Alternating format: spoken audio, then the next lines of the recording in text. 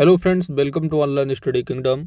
दोस्तों, लेखपाल के लिए सामान्य ज्ञान से संबंधित टॉपिक को आप लोगों की डिमांड पर यहाँ पर घटना चक्र का टू द पॉइंट नोट को कवर कराया जाएगा।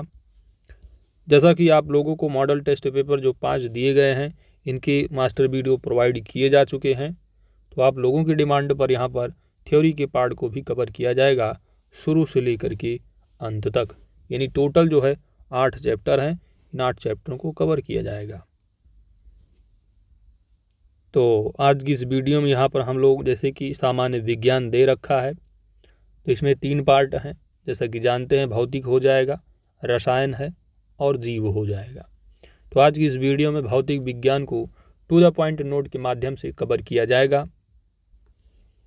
तो दोस्तों, वीडियो स्टार्ट करने से पहले आपसे रिक्वेस्ट है, यदि आप हमारे चैनल पर नए हैं तो चैनल को आप ज़रूर सब्सक्राइब कीजिए, क्योंकि आपकी सब्सक्रिप्शन ही हमारी ताकत है। साथ ही ऑल नोटिफिकेशन बेल आइकन को आप ज़रूर प्रेस कर लीजिएगा, ताकि आने वाली वीडियो की अपडेट्स आप सभी को प्राप्त होती रहे। और दोस्तों, वीडियो को लाइक किया करिए, शेयर किया कीजिए अपने दोस्तों के साथ, और कमेंट भी किया कीजिए। आइए हम लोग यहाँ पर भौतिक विज्ञान को टू द पॉइंट नोट के माध्यम से कवर करते हैं। पहला टॉपिक है मापन एवं गतिकी। तापमान। तापमान किसके द्वारा मापा जाता है? तो तापमान जिसके द्वारा मापा जाता है उसे थर्मामीटर कहा जाता है। घनत्व की इकाई ग्राम प्रति घन सेंटीमीटर होती है। 100 सेंटीग्रेड तापमान का केल्विन पैमाने पर जो मान होता है वह 373 केल्विन होता है। तो याद रखिएगा, अक्सर एग्जाम में पूछा जाता है 100 degree centigrade is equal to, यदि केल्विन में देखोगे तो 373 केल्विन होगा। दाब का जो एसआई मात्रक है, इकाई है, वह जो है पास्कल होता है। दाब का क्या है? पास्कल। समुद्र की गहराई सामान्यतः फायदोमीटर उपकरण द्वारा मापी जाती है। अक्सर एग्जाम में पूछा जाता है समुद्र गहराई की जो मापने का यंत्र है फायदोमीटर के द्वारा मापा जाता है। वहीं पर यदि दूरी की यदि बात की जाए, समुद्री दूरी, तो इसको नॉटिकल मील में मापते हैं। जैसे कि अपना प्यारा जो भारत है, यहाँ देखेंगे जो हिंद महासागर नीचे है, फिर अरब है ना। तो यहाँ पर भी एक समुद्र के जो तट हैं उनके अंदर तक भी है कि 12 नॉटिकल माइल है, फिर 24 नॉटिकल माइल है। इस तरह जो है दिए जाते हैं। मान लीजिए यहाँ 24 नॉटिकल माइल तक है, अगर कोई गतिविधि होती है, ठीक है, तो वहाँ पर क्या है, टैक्स वगैरह लेते हैं। कोई कंपनी कह रहे हम भारत में नहीं करेंगे, हम यहाँ समुद्र में करेंगे, है ना, गतिविधि अपनी, जिससे हमको टैक्स न देना पड़े। तो ये सारी चीज़ें हैं। तो वहाँ पर भी जो है सरकार कहती है कि यहाँ तक जो है 24 नॉटिकल माइल हो गया या 12 नॉटिकल माइल, है ना।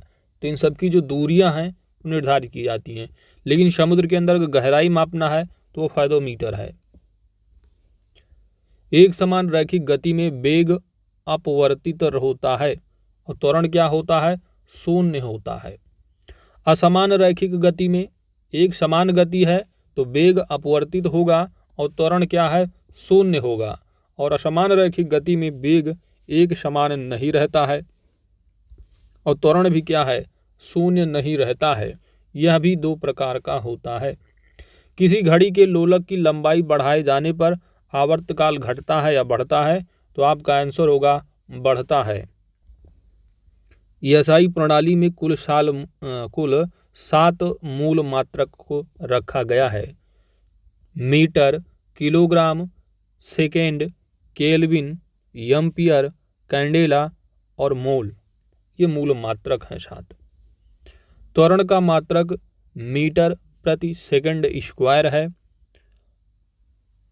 न्यूटन किलोग्राम होता है, ठीक है। तो याद रखिएगा, त्वरण का जो मात्रक है मीटर पर सेकंड स्क्वायर या न्यूटन पर किलोग्राम होता है। बल का जो मात्रक है वह न्यूटन है और ऊष्मा कार्य तथा ऊर्जा का जो मात्रक है वह जूल होता है।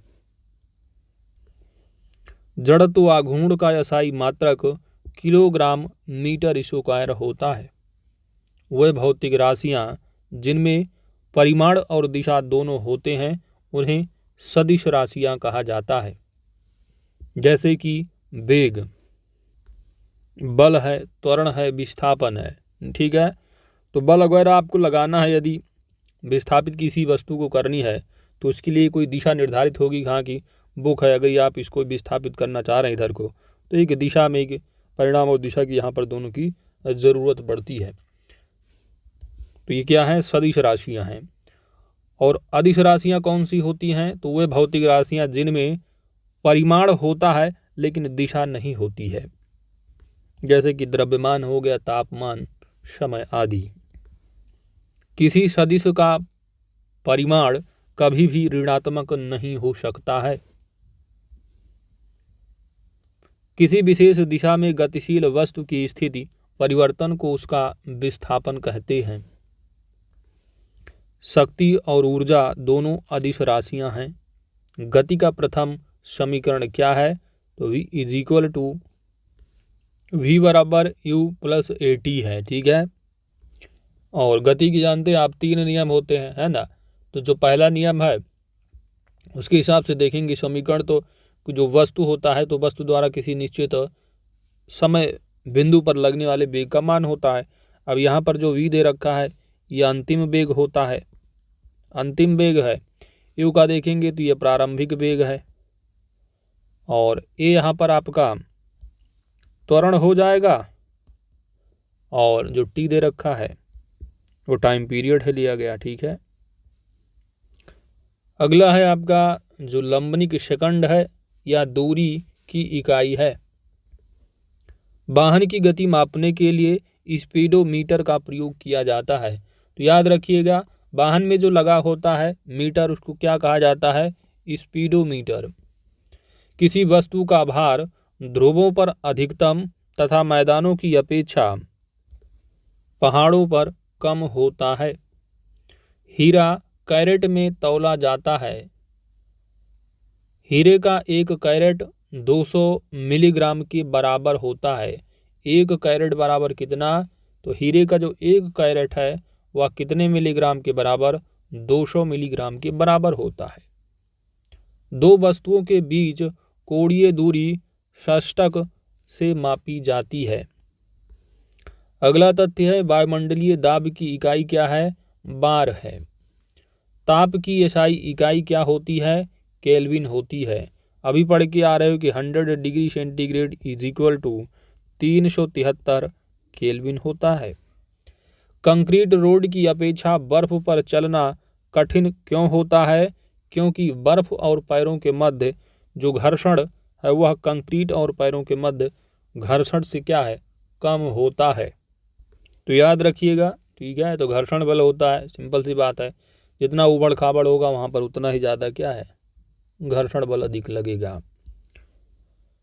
एक साधारण स्केल की सबसे छोटी माप क्या होती है, तो 1 मिलीमीटर होती है।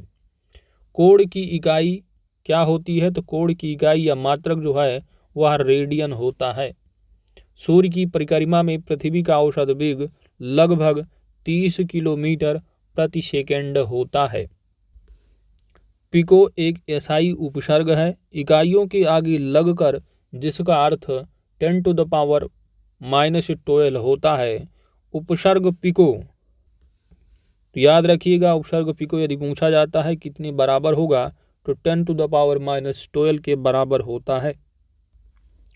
कोणीय वेग का विमीय सूत्र क्या होता है, तो m0 L0 t to the power क्या है, -1 है। ठीक है, तो याद रखिएगा एग्जाम में ऐसे पूछ लिया जाएगा। ठीक है, कोणीय वेग का विमीय सूत्र जो ऑप्शन में आपको दिखेगा m0 L0 t to the power -1 जो दिख रहा है ये आपको लगा देना है। यहाँ पर टू द पॉइंट नोट ही हम लोग कवर कर रहे हैं। यम की यश प्रणाली में त्वरण का जो मात्रक है मीटर पर सेकंड स्क्वायर है। ज्योति तीव्रता का मात्रक क्या होगा, तो कैंडेला होता है। ल्यूमेन जो है ये ज्योति फ्लक्स का मात्रक है। याद रखिए कि कैंडेला किसका मात्रक है, कैंडेला है ज्योति तीव्रता का, और ज्योति फ्लक्स का जो मात्रक है वह ल्यूमेन है। दो असमान द्रव्यमान समान गतिज ऊर्जा रखते हैं तो भारी द्रव्यमान में अधिक संवेग होता है। किसी वस्तु का संवेग उसके द्रव्यमान और वेग के गुणनफल के बराबर होता है। तो संवेग बराबर क्या होगा? संवेग बराबर होगा द्रव्यमान इंटू वेग। गति के सूत्र यश, यश यहाँ पर क्या है? तो यश से तात्पर्य है वस्तु द्वारा टी समय में तय की गई दूरी है। तो इसमें आप देखेंगे u इंटू टी है। u यहाँ पर आपका क्या है? जैसे कि आप जानते हैं ये प्रारंभिक वेग होता है, ठीक है। ये t है आपका जो टाइम पीरियड है, किस वेग से जो लिया गया समय है ना अपने टाइम में, प्लस जो है हाफ किसका होगा? 1/2 इंटू ए जो है यहाँ पर क्या है? आपका त्वरण है, और टी यहाँ पर टाइम है, ठीक है। तो याद रखिएगा। अब ये इसी को आप गति का दूसरा नियम कहोगे, ठीक है। तो गति का पहला नियम क्या था? पहला नियम जो रहा आपका वो रहा v is equal to u plus a t था। और यहाँ पर क्या हो जा रहा है? दूसरा जो नियम है आपका s is equal to u t है ना, टी से इसी में मल्टीप्लाई कर देना, ए इंटू टी स्क्वायर हो जाएगा। चलो टू द पॉइंट नोट को ही देखो। तोप फायरिंग करने के बाद पीछे धक्का जो लगता है वो ये है कि न्यूटन की गति के तीसरे नियम क्या है? क्रिया का प्रतिक्रिया होगा, ठीक है। अक्सर लोग बोलते हैं क्रिया होगी तो प्रतिक्रिया भी होगी उसकी, है ना। अगला तथ्य है दाब मापने के लिए जो उपयोग किया जाता है उसको क्या कहोगे? मैनोमीटर। समुद्र की गहराई क्या था? फैदोमीटर। नैनोमीटर का प्रयोग अति अल्प दूरी मापने के लिए किया जाता है। नैनोमीटर का जो प्रयोग है वह अति अल्प दूरी मापने के लिए किया जाता है। दाब मापने के लिए मैनोमीटर। आवृत्ति दैट इज फ्रीक्वेंसी, तो फ्रीक्वेंसी को मापने की इकाई क्या है? साइकिल प्रति सेकंड अथवा हर्ट्ज, ठीक है। तो हर्ट्ज सुना होगा। मान लीजिए विकल्प में आपके साइकिल प्रति सेकंड है तो उसको लगा देना, वरना आप हर्ट्ज ढूंढते रह जाओ। एक फायदम, ठीक है। एक फायदम बराबर कितना होता है? तो एक फायदम बराबर जो होगा वह आपका होगा 6 फीट बराबर होता है। कितना? 6 फीट के बराबर होगा। गाइगर मुलर काउंटर का उपयोग विकिरण मापने हेतु किया जाता है। समय के सूक्ष्म अंतर को सटीक रूप से एटॉमिक क्लॉक मापती है। दूरी की एक इकाई नॉटिकल मील का प्रयोग नेविगेशन में किया जाता है। क्रोनोमीटर से समय मापा जाता है। किसी पिंड के विरामावस्था में या एक समान गति करने पर इसमें क्या है? जड़त्व निहित होता है, ठीक है। तो कोई वस्तु है, कोई पिंड है, वो एक समान गति से जा रहा है या कहीं पर जो है विरामावस्था में है, तो इसमें क्या है? जड़त्व निहित होता है। अगला तथ्य है पराध्वनिक गति के मापन के लिए प्रयुक्त जो इकाई है वह मैक है। अगला है मात्रकों का एक पद्धति से दूसरी पद्धति में परिवर्तन। आप देखिए यहाँ पर एक फायदम बराबर यदि आप इसको फीट में बदलोगे तो एक फायदम बराबर 6 फीट होता है। मीटर में देखोगे तो 1.8 मीटर होगा। 6 फीट इज इक्वल टू, या एक फायदम बराबर एक नाटिकल मील बराबर कितना किलोमीटर होता है? तो होता है 1.85 किलोमीटर। एक मील बराबर 1.61 किलोमीटर। एक फीट बराबर 12 इंच होता है, और एक गज बराबर 3 फीट, और एक गज बराबर 0.91 मीटर भी होता है। एक हार्स पावर, एक अश्वशक्ति 746 वाट के बराबर होती है। एक अर्ग बराबर 10⁻⁻7 जूल है। एक डाइन बराबर 10 के घाते -5 न्यूटन होगा। 1 लीटर बराबर 1000 घन सेंटीमीटर होगा। -40 degree Fahrenheit is equal to -40 degree centigrade भी होता है। 37 degree centi is equal to कितना होगा? तो 37 डिग्री आप जानते हैं जनरली जो आपका तापमान होता है बॉडी का, तो 98.6 फ़ारेनहाइट होगा। 32 फ़ारेनहाइट बराबर कितना है? तो 0 सेंटीग्रेड है। चलिए बढ़ते हैं अगले टॉपिक की ओर। अगला जो टॉपिक है वह बल, कार्य, शक्ति एवं ऊर्जा से संबंधित तथ्य हैं। द्रव्य और ऊर्जा तुल्य है। तो द्रव्य और ऊर्जा क्या है? एक समान है। इनको क्या है? एक दूसरे के रूप में बदला जा सकता है। इस परिवर्तन में E = mc² संबंध लागू होता है। स्प्रिंग को अपनी सामान्य लंबाई पर वापस लौटने के लिए लगने वाले बल को प्रत्यानयन बल कहते हैं। ठीक है, जो स्प्रिंग अगर होती है उसको थोड़ा बहुत यदि आप खींचते हो तो धीरे धीरे क्या है, कंपन होने के बाद धीरे धीरे जो है वो अपनी पुनः सामान्य लंबाई पर है ना आती है। तो यहाँ पर जो बल कार्य करता है वह होता है इलास्टिक रिस्टोरिंग फोर्स। ठीक है, प्रत्यानयन बल। प्रत्यास्थता किसी वस्तु के पदार्थ का वह गुण है जिसके कारण वस्तु किसी विरूपक बल के द्वारा उत्पन्न आकार अथवा आकृति की परिवर्तन का विरोध करती है। घनत्व वह भौतिक राशि होती है जिस पर मात्रा में वृद्धि पर कोई प्रभाव नहीं पड़ता है। कार्य करने की दर को शक्ति या सामर्थ्य कहा जाता है। कार्य करने की दर को शक्ति या सामर्थ्य कहा जाता है और शक्ति = जो होगा वह कार्य बटे समय होगा। तो याद रखिएगा कार्य करने की शक्ति क्या है, शक्ति या कार्य करने की जो दर है शक्ति या सामर्थ्य होती है ना। इसमें आप देखोगे तो कार्य और शक्ति में क्या है, इक्वल रिलेशन होगा। यानी अगर शक्ति आपकी बढ़ेगी तो कार्य भी आपकी बढ़ेगी, लेकिन समय पीरियड क्या है आपका कम होगा। भाई कोई काम है उसको यदि आप अधिक शक्ति के साथ करते तो उसमें समय क्या है, शक्ति अधिक लगेगी तो समय थोड़ा उसमें कम लगेगा। तो विपरीत रिलेशन है, इनवर्स रिलेशन है। अगला है आपका जड़त्व का नियम न्यूटन की गति के प्रथम नियम को ही व्यक्त करता है। जड़त्व का नियम न्यूटन की गति का पहला नियम को ही क्या है व्यक्त करता है, जिसके अनुसार तो गति का पहला नियम क्या है, कोई गतिमान या स्थिर वस्तु अपनी गति या स्थिर अवस्था को तब तक बनाए रखती है जब तक कि उस पर कोई बाह्य बल न लगाया जाए। तो याद रखिएगा पहला नियम, कोई वस्तु है या कोई गतिमान वस्तु है वो अपनी गति या स्थिर अवस्था को तब तक बनाए रखेगी जब तक उस पर कोई आप फोर्स नहीं लगाते हैं। न्यूटन का गति संबंधित तीसरा जो नियम है वो क्रिया प्रतिक्रिया नियम भी कहलाता है, जिसके अनुसार प्रत्येक क्रिया के बराबर और विपरीत प्रतिक्रिया होती है। किसी वस्तु के संवेग में परिवर्तन की दर वस्तु पर लगे बल के अनुक्रमानुपाती होती है और यह कथन न्यूटन की गति संबंधी दूसरे नियम को व्यक्त करता है।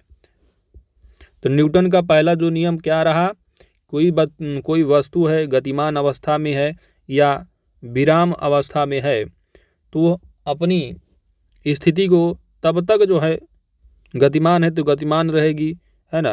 कोई वस्तु स्थिर है तो स्थिर ही रहेगी। कब तक, जब तक उस पर कोई बल नहीं लगाया जाता। तो पहला है। और तीसरा नियम क्या होता है कि क्रिया का प्रतिक्रिया होगा।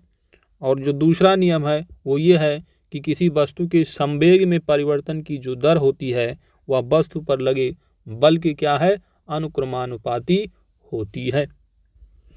अगला जो तथ्य है, इंपॉर्टेंट तथ्य है, यहाँ से एग्जाम में क्वेश्चन आपको देखने को मिलता है विकल्प में।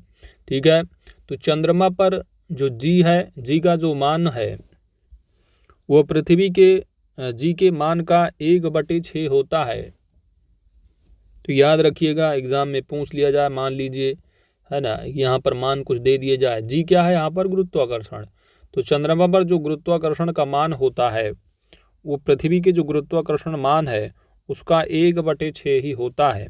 ठीक है, मान लीजिए यहाँ पृथ्वी पर गुरुत्वाकर्षण का मान लीजिए क्या है, 6000 है। तो यहाँ पर कितना होगा गुरुत्वाकर्षण, तो 6000 का 1/6 1000 होगा चंद्रमा पर। तो ध्यान देना है, विकल्प में आपसे पूछा जाता है इस तरह के प्रश्न पूछ लेंगे और उसमें से दे देंगे कौन सा विकल्प किस हिसाब से होगा, 2 गुना होगा, 3 गुना, 1/6 होगा। तो याद रखिए 1/6। साइकिल सवार किसी मोड़ में घूमता है तो वह अभिकेंद्रीय बल से अपने भार को संतुलित कर सकेगा। ठीक है, अब मान लीजिए कोई जा रहा है बाइक से, साइकिल से जा रहा है स्पीड से, अब मोड़ आ गया, दाहिने उसको मुड़ना है तो क्या है, ऐसे मुड़ता है तो थोड़ा जो है वो झुकता है।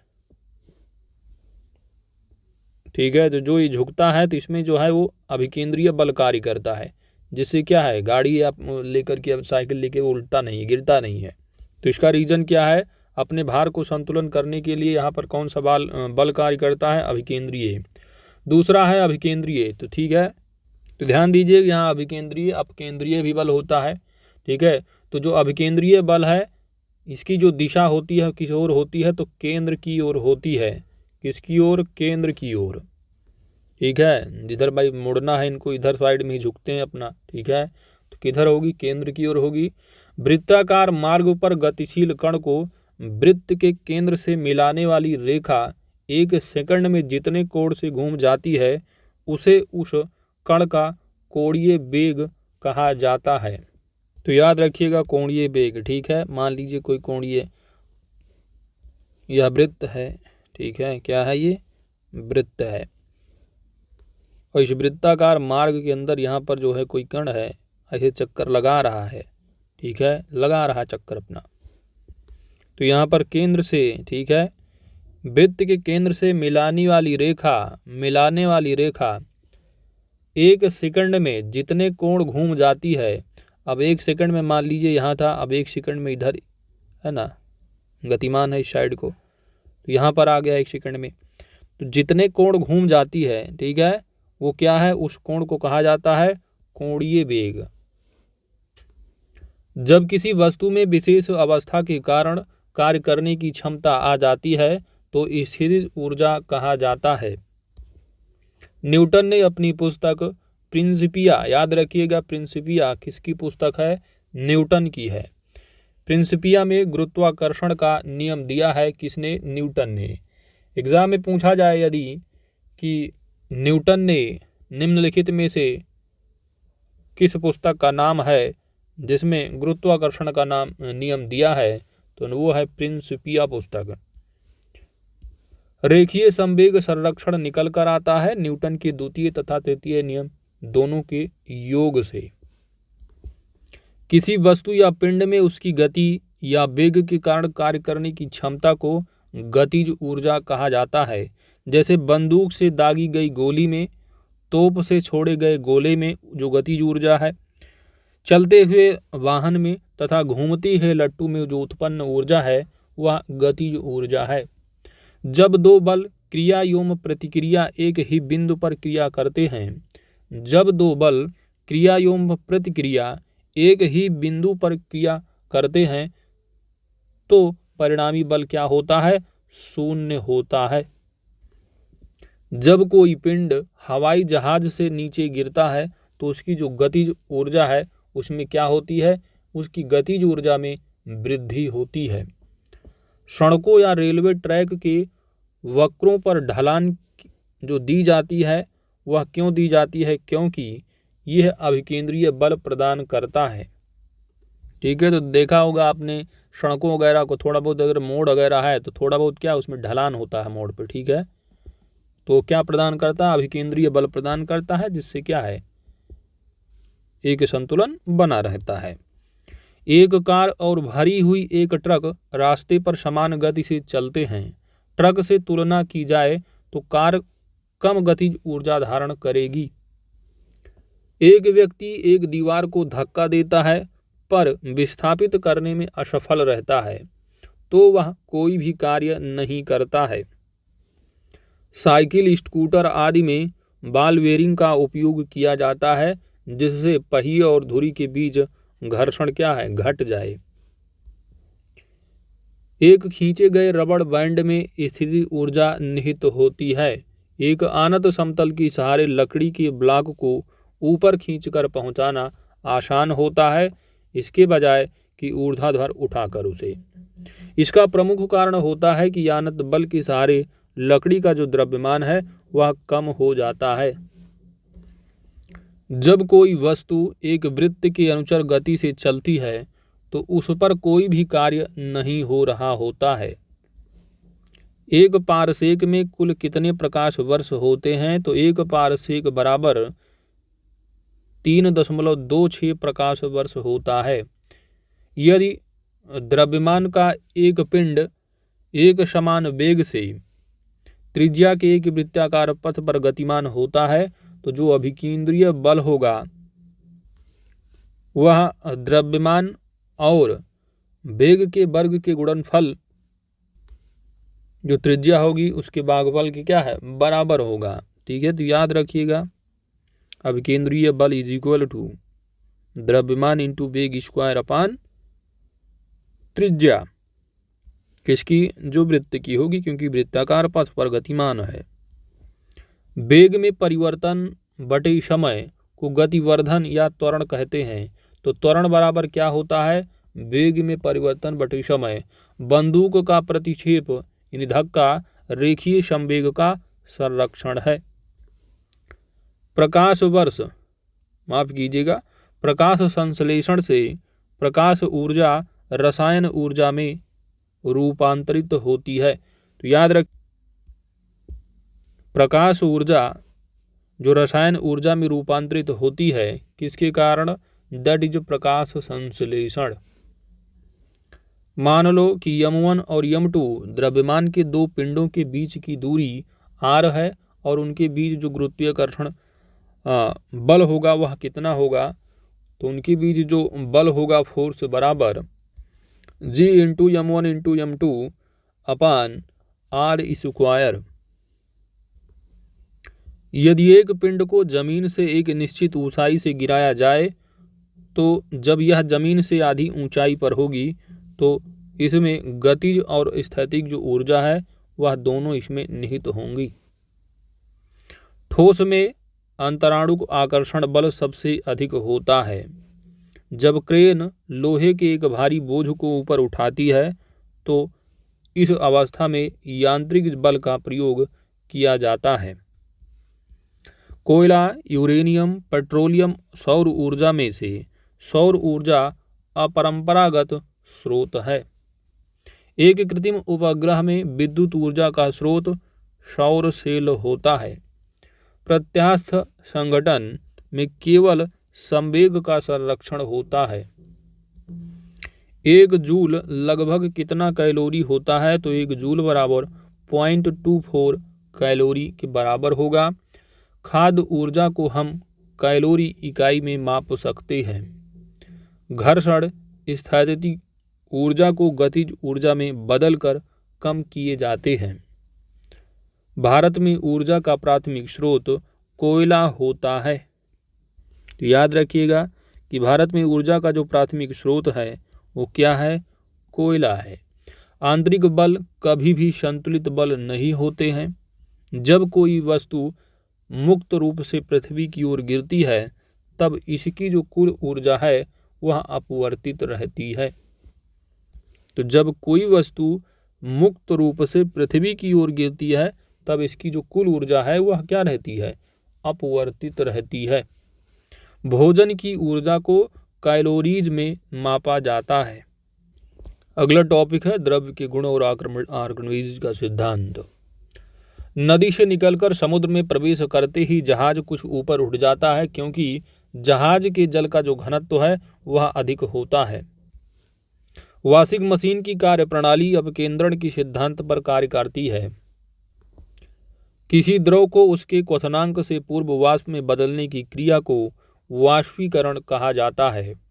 द्रव में पृष्ठ तनाव का कारण अणुओं के मध्य ससंजक बल है। ससंजक बल वह आकर्षण बल है जो एक ही प्रकार के अणुओं के बीच कार्य करता है।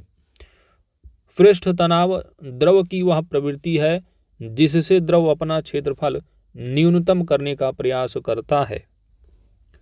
पानी से भरे गिलास के अंदर तैरते हुए बर्फ के टुकड़े के पिघल जाने पर जल का स्तर वही बना रहता है क्योंकि बर्फ के टुकड़े द्वारा प्रतिस्थापित जल का आयतन बर्फ के द्रव के रूप में आयतन के बराबर होता है। उत्प्लावी बल किसी वस्तु द्वारा हटाए गए तरल के भार के बराबर होता है और यह सिद्धांत आर्किमिडीज के सिद्धांत जो है वो आर्किमिडीज ने दिया था। उत्प्लावन बल, ठीक है, उत्प्लावी बल। पिघलने पर सामान्यतः ठोस के आयतन में वृद्धि होती है। पिघलने पर सामान्यतया ठोस अगर कोई पिघलता है तो क्या आयतन में वृद्धि होती है, लेकिन जो बर्फ है, बर्फ पिघलने पर क्या है, सिकुड़ती है। यदि ठोस में कोई अशुद्धि विद्यमान है तो उसका गलनांक कम हो जाता है। यदि ठोस में कोई अशुद्धि विद्यमान है तो उसका गलनांक क्या है, कम हो जाता है। पारा, पारा शीशे को नहीं भिगोता है क्योंकि विकृति संसंजक बल आसंजक बल से क्या है, अधिक होता है। जल में किसी डिटर्जेंट यानी साबुन को मिलाने से पृष्ठ तनाव क्या होगा, कम हो जाता है। संवहन की प्रक्रिया में ऊष्मा का संचरण अणुओं के वास्तविक स्थानांतरण को के द्वारा होता है। पानी की विशिष्ट ऊष्मा सर्वाधिक होती है, इसका मान 1 कैलोरीग्राम सेंटीग्रेड या 4181 जूल किलोग्राम है ना, -1 है टू द पावर फिर सेंटीग्रेड -1 होता है। किसी पदार्थ के 1 ग्राम का तापमान, कोई पदार्थ है उसके 1 ग्राम का जो तापमान है वह 1 सेंटीग्रेड बढ़ाने के लिए आवश्यक ऊष्मा की मात्रा को उस पदार्थ की विशिष्ट ऊष्मा कहा जाता है। संघनन, तो संघनन वह क्रिया होती है जिसमें वाष्प द्रव में परिवर्तित होती है। तो याद रखिएगा संघनन अक्सर एग्जाम में आपसे पूछा जाता है। तो संघनन में क्या है, तो संघनन वह क्रिया होती है जिसमें जो वाष्प है वह द्रव में क्या है, परिवर्तित हो। ताप बढ़ाने पर प्रत्यास्थ मान घटते हैं क्योंकि ताप बढ़ाने से पदार्थों की अवस्था में परिवर्तन हो जाता है। फ़ारेनहाइट पैमाने में शुद्ध जल का जो क्वथनांक है वह 212 डिग्री होता है। याद रखिएगा फ़ारेनहाइट पैमाने में शुद्ध जल का क्वथनांक कितना, 212। अत्यधिक शीत ऋतु में पहाड़ों पर पानी की पाइप लाइनें फट जाती हैं। कारण क्या है, क्योंकि पाइप में पानी जमने पर फैल जाता है। यदि किसी ठोस और द्रव की घनत्व समान है तो ठोस क्या है, तैरेगा। पानी से भरी कार्कयुक्त बोतल को जब जमाया जाता है तब यह टूट जाती है क्योंकि जमने पर पानी का जो आयतन है वह बढ़ जाता है। पानी है तो पानी में जो तैरती वस्तु का जो आभासी भार है वह कितना होता है, तो वस्तु में यानी पानी में जो तैरती वस्तु है उसका जो आभासी भार होगा वह 0 होता है। जल में तैरते हिमखंड का आयतन 1/9 होता है। जल में तैरते हिमखंड बर्फ के जो टुकड़े हैं उनका जो आयतन कितना है, 1/9 होता है। यदि किसी वस्तु को संपीड़ित करते हुए, संपीड़ित मतलब थोड़ा प्रेशर अपना दो, उस पर थोड़ा दाब दो, दबाओ उसको, तो यदि किसी वस्तु को संपीड़ित करते हुए इसके पूर्व के आयतन का आधा किया जाए तो इसका जो घनत्व है वह 2 गुना हो जाता है। तो याद रखिएगा, ठीक है। कोई वस्तु है उसको यदि आप थोड़ा प्रेस करो, ठीक है, तो उसको थोड़ा दबाओ, यदि उसके आयतन में थोड़े काम ही करते हो तो आधा यदि आयतन हो रहा है तो उसकी जो घनत्व है वो घनत्व 2 गुना हो जाएगा। Gas lighter, gas stove, बुनसेन burner में से बुनसेन बर्नर बर्नौली के सिद्धांत पर कार्य करता है। एक पाइप के माध्यम से शीतल पीना संभव होने का कारण क्या है, केशिका क्रिया है। लकड़ी का एक टुकड़ा पानी में तैरता है। यदि पानी को गर्म किया जाए तो लकड़ी का जो टुकड़ा है वह थोड़ा डूब जाएगा। कड़ाके की ठंड पड़ने से झीलों के ऊपरी सतह पर क्या है, ऊपरी जो सतह है झीलों की वो जम जाती है, लेकिन उसके अधोभाग पर जल द्रव अवस्था में बना रहता है। द्रवों का नियत आयतन परंतु कोई नियत आकार नहीं होता है। द्रव का नियत आयतन होता है, यानी जो आयतन है वह तो निश्चित होगा लेकिन जो उसका आकार है वह निश्चित नहीं होता है। जैसे कि मान लीजिए कोई बर्तन है, 1 लीटर की पिया है, ठीक है, तो उसमें मान लीजिए 5 लीटर की पिया है और उसमें 1 लीटर दूध आ गया, ठीक है, तो आयतन तो निश्चित है 1 ही लीटर रहेगा, लेकिन यदि आप उसको दूसरे बर्तन में डाल रहे हो 5 लीटर या 10 लीटर में, तो आयतन में थोड़ा क्या है परिवर्तन हो जाएगा, उसका जो आकार है, ठीक है, किपियत बड़ा लंबी है या चौड़ी है, उसमें आकार में चेंज होगा, लेकिन जो आयतन है वो निश्चित रहेगा। भाई 4 लीटर है 1 लीटर है तो 1 लीटर ही उतना ही रहेगा।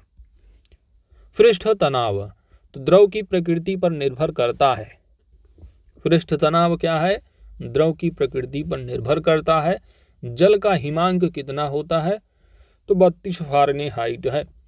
द्रव का मुक्त पृष्ठ एक सीट की तरह व्यवहार करता है और सबसे छोटे क्षेत्रफल में संकुचित होने के लिए प्रवृत्त रहता है। ऐसा होने का कारण संसंजन बल होता है। वाष्पन और संघनन वर्षा कराने में महत्वपूर्ण योगदान देते हैं। नदी की तुलना में समुद्र में तैरना आसान है, क्योंकि समुद्र के पानी का जो घनत्व है वह नदी के पानी से क्या है अधिक होता है। तो समुद्र के पानी का जो घनत्व क्या है, जो नदी का पानी है उसके घनत्व से क्या है अधिक होता है समुद्र के पानी का घनत्व। पानी ना तो अम्लीय है और ना ही क्षारीय, क्योंकि यह हाइड्रोजन आयन और हाइड्रोक्साइड की समान संख्या में विघटित हो सकता है। वस्तु के द्रव्यमान को उनके आयतन से भाग देने को घनत्व कहा जाता है। किसी द्रव के पृष्ठ तनाव के कारण बल गोलाकार सतह पर स्पर्शी की दिशा में लंबवत रूप में सक्रिय होता है। अगले जो तथ्य हैं वो ताप और बल दाब से संबंधित होंगे। तो वायु का जो प्रवाह है वह उच्च वायु दाब से निम्न वायु दाब की दिशा में होता है। वायु का प्रवाह कैसा होता है, उच्च वायु दाब से निम्न वायु दाब की ओर। कोल्ड स्टोरेज के निर्माण में मोटी ईंट की दीवार का प्रयोग किया जाता है, क्योंकि ईंट ताप की कुचालक होती है। भूमध्य रेखा पर रहने वाले व्यक्ति को 1 वर्ष की अवधि में सर्वाधिक ऊष्मा की अनुभूति होती है। साइक्लोट्रॉन आवेशित कण त्वरक है, जो आवेशित कणों को उच्च ऊर्जा से त्वरित कर सकता है। ब्रह्मांड के प्रत्येक पिंड एक दूसरे को आकर्षित करते हैं। वस्तुओं के बीच यह आकर्षण बल गुरुत्वाकर्षण बल कहलाता है। तो ब्रह्मांड के प्रत्येक जो पिंड है एक दूसरे को क्या है आकर्षित करते रहते हैं, और वस्तुओं के बीच ये जो आकर्षण है, ये जो आकर्षण बल है, इसी बल को आप क्या कहोगे गुरुत्वाकर्षण बल। पृथ्वी के वायुमंडल से परे खाली जगह से सूरज की ऊष्मीय ऊर्जा की मात्रा को विकिरण के रूप में जाना जाता है। एक इलेक्ट्रिक केतली में पानी चालन के कारण गर्म हो जाता है। जल की विशिष्ट ऊष्मा 1 कैलोरी प्रति ग्राम डिग्री सेंटीग्रेड होती है। एक जल की जो विशिष्ट ऊष्मा है वह 1 कैलोरी ग्राम डिग्री सेंटीग्रेड है। समुद्र तल पर वायुमंडलीय दाब कितना होता है, तो समुद्र तल पर जो वायुमंडलीय दाब है वह 760 mmHg है। ठीक है। ग्रीष्म ऋतु में धूल भरी आंधियां तापमान को बहुत अधिक बढ़ाती हैं। जब नैदानिक थर्मामीटर को उबलते हुए जल में रखा जाता है तो कभी कभी यह फट जाता है, क्योंकि नैदानिक थर्मामीटर मानव शरीर के ताप का केवल लघु परास बढ़ने के लिए प्रयुक्त होता है और बहुत उच्च ताप होने पर यह फट जाता है। पॉलीथीन का गलनांक कितना है, तो पॉलीथीन का जो गलनांक बताया जा रहा है वह 105 से लेकर के 135 डिग्री सेंटीग्रेड तक होता है। ठीक है।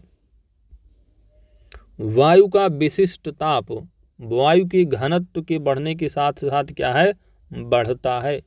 तो वायु का जो विशिष्ट ताप है वायु के घनत्व के बढ़ने के साथ क्या है बढ़ता है। साधारण मिट्टी के पात्रों में रखा गया पानी शीतल रहता है। ठीक है, तो गगरी वगरी में लोग रखते हैं मटके वटके में गर्मियों में पानी, तो क्या है, शीतल रहता है।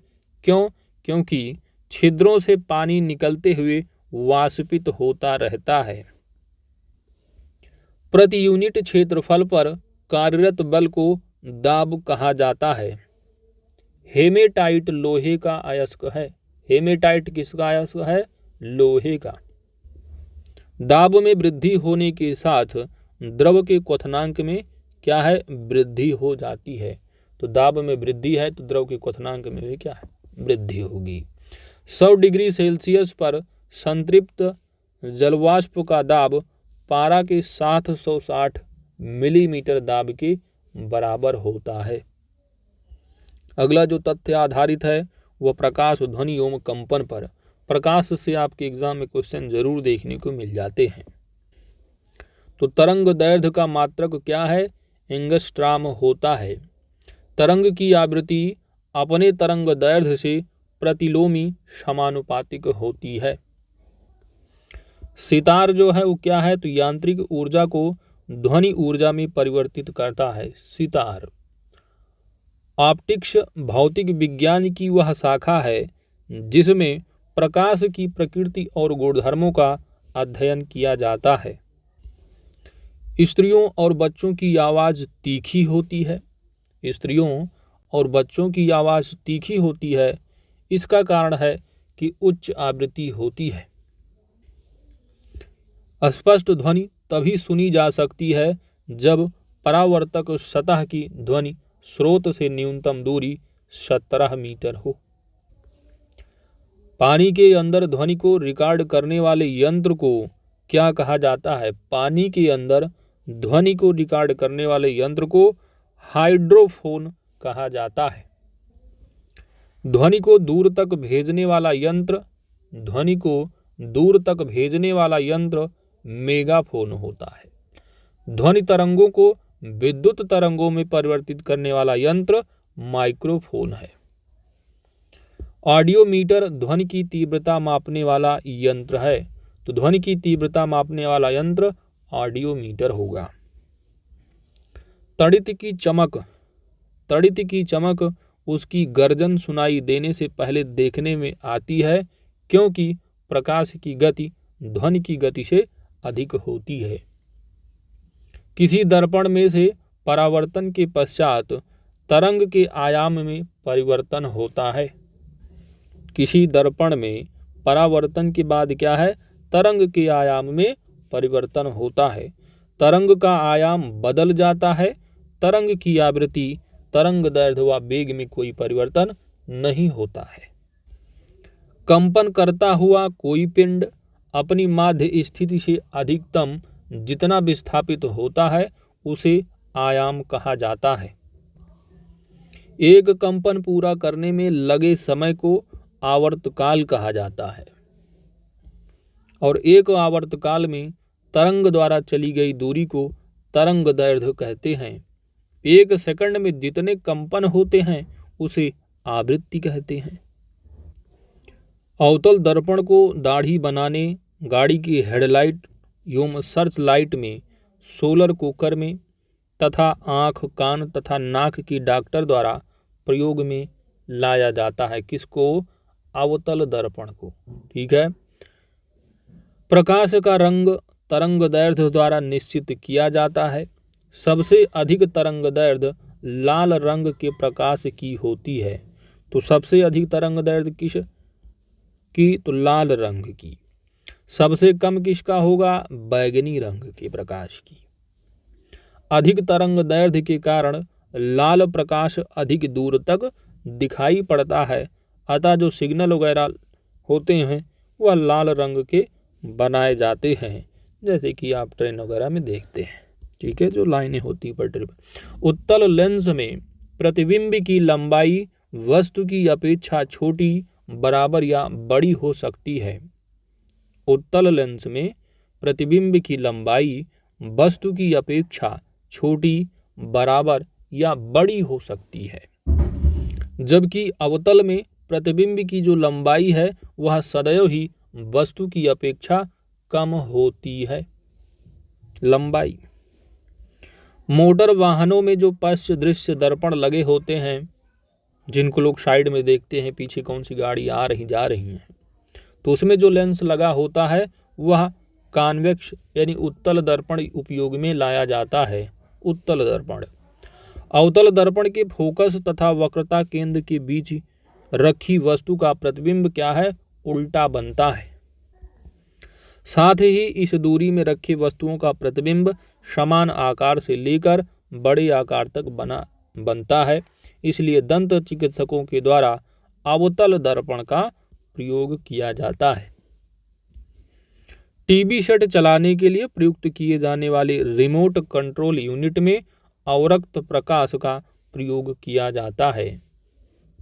यदि लेंस द्वारा देखने पर अक्षरों का आकार छोटा दिखाई देता है तो वह जो लेंस है वह अवतल लेंस होगा। इको साउंडिंग एक तकनीक है जिसका प्रयोग करके सागर की गहराई को मापा जाता है। इसका जो यंत्र रहा कौन सा, सागर की समुद्र की गहराई क्या पढ़ के आ रहे, फायदोमीटर रहा है। एसआई पद्धति में लेंस की शक्ति का जो इकाई है वह डायोप्टर है। धूप के चश्मे के लिए क्रक्स कांच प्रयुक्त होता है। कौन सा कांच, क्रक्स। न्यूनतम तरंग दैर्ध्य गामा किरणों का होता है। न्यूनतम तरंग दैर्ध्य किसका, गामा किरणों का होता है। और रंग कौन सा रहा है, बैगनी रंग। सबसे अधिक तरंग दैर्ध्य किसका रहा है, लाल रंग का। जिसका तरंग दैर्ध्य परिसर यानी जो गामा किरणों का तरंग दैर्ध्य परिसर है 10⁻⁻14 मीटर से लेकर के 10⁻⁻11 मीटर तक होता है। सर्वाधिक तरंग दैर्ध्य दीर्घ रेडियो तरंगों का होता है और सबसे कम किसका रहा है, गामा का। सबसे अधिक किसका, दीर्घ रेडियो तरंग का। ऐसी तरंगें जिनका ध्रुवीकरण नहीं हो सकता है अनुदैर्ध्य तरंगें कहलाती हैं। प्रकाश विद्युत चुंबकीय तरंगें हैं। विद्युत चुंबकीय तरंगों के संचरण के लिए माध्यम का होना आवश्यक नहीं है। बिग बैंग सिद्धांत। तो बिग बैंग सिद्धांत का मुख्य आधार डॉपलर का प्रभाव है जो सापेक्षिक गति की व्याख्या करता है। दूरबीन से दूर की वस्तुएं देखी जाती हैं। दूरबीन वह प्रकाशिक यंत्र है जिसके द्वारा दूर स्थित वस्तु का प्रतिबिंब आंख पर बड़ा दर्शन कोण बनाता है, जिससे कि वह वस्तु आंख को बड़ी दिखाई पड़ती है। दूरबीन का आविष्कारक कौन रहे हैं, तो दूरबीन के आविष्कारक जो रहे हैं वह गैलीलियो। विभिन्न माध्यमों में प्रकाश की चाल बात की जा रही है। तो निर्वात में प्रकाश की जो चाल है वह 3 × 10⁻⁸ ठीक है। पानी में देखोगे तो देखो 10⁸ सब में लगा देना। पानी का कितना है 2.25, कांच में 2 है। तारपीन का तेल में तो 2.04 है। रॉक साल्ट का 1.96 है और हीरा का 1.24। सबसे पहले रोमर ने प्रकाश की चाल का मापन किया है। तो प्रकाश की चाल का मापन सबसे पहले किसने, रोमर ने। पानी में डूबी हुई छड़ी अपवर्तन के कारण, पानी में डूबी हुई छड़ी कई बार एग्जाम में पूछे गए तथ्य हैं ये कि पानी में जो डूबी हुई छड़ी है वह मुड़ी हुई क्यों प्रतीत होती है, तो कारण उसका है अपवर्तन। रेगिस्तान में यात्रियों को कुछ दूरी पर पानी होने का भ्रम होता है। कुछ दूरी पर उनको लगता है पानी है, तो इसे रेगिस्तान की मृग तृष्णा या मारीचिका कहते हैं। तराशा हुआ हीरा अपने उच्च अपवर्तनांक के कारण पूर्ण आंतरिक परावर्तन से चमकता है। व्यतिकरण प्रारूप दैट इज इंटरफेरेंस पैटर्न में ऊर्जा का पुनः वितरण होता है। कुल ऊर्जा इसमें संरक्षित रहती है। पनडुब्बी के अंदर बाहर की वस्तुओं को देखने के लिए किसका प्रयोग किया जाता है, पेरिस्कोप का प्रयोग किया जाता है। बुनकरों द्वारा विभिन्न प्रकार के रंगीन डिजाइन देखने के लिए किसका प्रयोग होता है, तो बुनकरों द्वारा विभिन्न प्रकार के रंगीन डिजाइनों को देखने के लिए कैलिडोस्कोप का प्रयोग किया जाता है।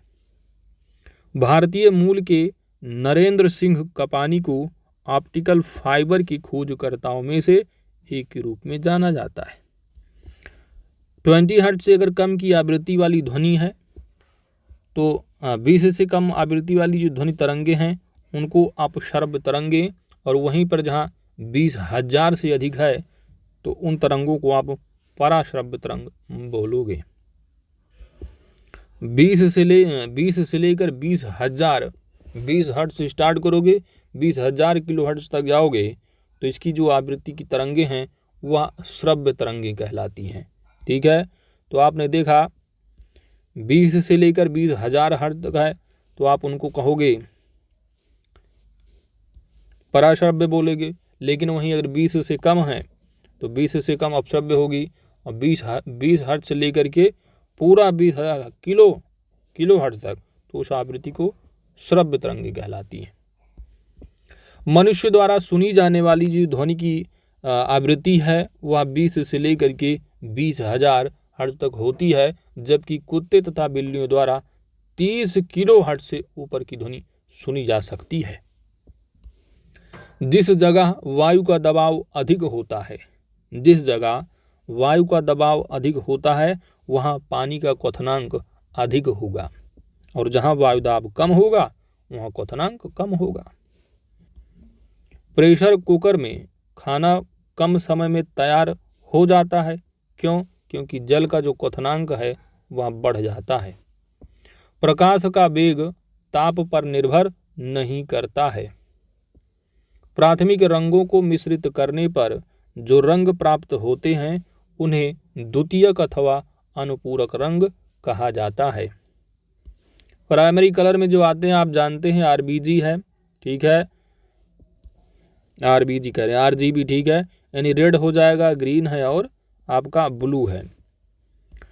एक अपारदर्शक वस्तु का जो रंग है इसके द्वारा रंग के परावर्तन के कारण होता है। तो अपारदर्शक वस्तु का जो रंग है किसके कारण? रंग के परावर्तन के कारण होता है। लेजर का तात्पर्य light amplification by stimulated emission of radiation है। याद रखिएगा, ठीक है, लेजर,